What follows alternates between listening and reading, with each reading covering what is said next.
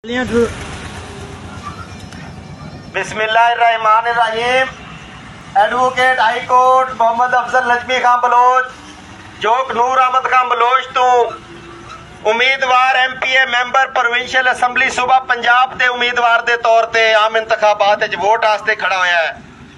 मैं तुहानू सारिਆਂ ਨੂੰ रिक्वेस्ट करना कि मुतहिदा कौमी मूवमेंट के इस निशान पतंग ते मैनू अपने कीमती वोट नाल सरफराज करो ते मैनू कामयाब करो। मुतहिदा कौमी मूवमेंट आम छोटे किसाना, गरीब मजदूर, मिडल ते लोअर मिडल तबके की एक नुमाइंदा जमात है। इहदे कोल तुहाडे मसलियां दा हल है। वड्डे जमींदार ते लैंड लॉर्ड लोग तुहाडे मसलियां नू हल नहीं कर सकते। ये मुतहिदा कौमी मूवमेंट तुहाडे सारे मसाइल दा हल है।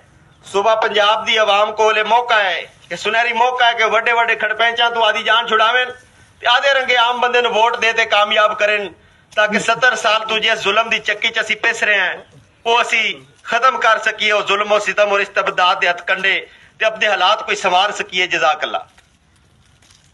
चल बई हुण